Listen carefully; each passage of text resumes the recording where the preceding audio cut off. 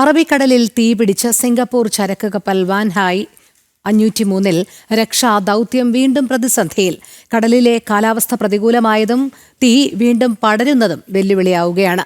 Engine റൂമിൽ വെള്ളം നിറഞ്ഞതോടെ കപ്പൽ മുങ്ങാനുള്ള സാധ്യതയും നിലനിൽക്കുന്നു. നിഷ ദിലീപ് ചേരുന്ന വിവരങ്ങളുമായി. നിഷ, ആശങ്കയ്ക്ക് അറുതിയില്ല എന്ന് തന്നെയാണോ ഈ വിഷയത്തിൽ മനസ്സിലാക്കേണ്ടത്?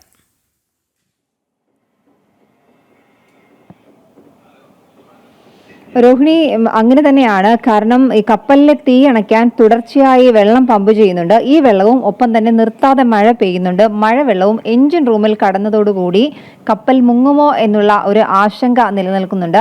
മാത്രമല്ല, പ്രതികൂല കാലാവസ്ഥയാണ്. ഇത് രക്ഷാ ദൗത്യത്തിന് വളരെയേറെ ബുദ്ധിമുട്ടുണ്ടാക്കുന്നുണ്ട്. ഇനിയും കപ്പലിനുള്ളിലേക്ക് വെള്ളം കയറിയാൽ ഇതിന്റെ ഉള്ളറകൾ തകർന്ന് കപ്പൽ മുങ്ങുമോ എന്ന ഒരു ആശങ്ക നിലനിൽക്കുന്നുണ്ട്. എന്തായാലും രക്ഷാപ്രവർത്തകർക്ക് വെല്ലുവിളി നിറഞ്ഞതാണ് വാൻഹായിലെ തീ അണയ്ക്കൽ രക്ഷാദൗത്യം.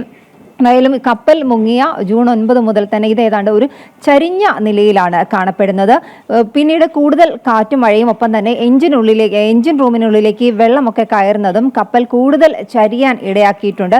മാത്രമല്ല, ഇതിന്റെ തീ, വാൻഹായ് കപ്പലിലെ തീ ഏതാണ്ട് 95% അണച്ചതായി രക്ഷാദൗത്യ സംഘം നേരത്തെ അറിയിച്ചിരുന്നു. കുറച്ച് പുക മാത്രമായിരുന്നു അവശേഷിച്ചിരുന്നത്. പിന്നീട് കപ്പലിന്റെ ഉള്ളറകളിൽ ചില ഭാഗത്ത് മാത്രം ചെറിയ ഹോട്ട്സ്പോട്ടുകൾ ഉണ്ട് എന്ന് പറഞ്ഞിരുന്നു. പക്ഷേ ഇപ്പോൾ അങ്ങനെയല്ല പറയുന്നത്. ഈ തുടർച്ചയായി വെള്ളവും പതയും ഒക്കെ തീ അണയ്ക്കാനായി പമ്പ് ചെയ്തിരുന്നു. മാത്രമല്ല, ഹെലികോപ്റ്ററിൽ പൊടി വിതറിക്കൊണ്ട് ഉള്ള തീയണക്കൽ ദൗത്യമുണ്ടായിരുന്നു. ഇതൊക്കെ ഈ മഴ കാരണം നടക്കുന്നില്ല.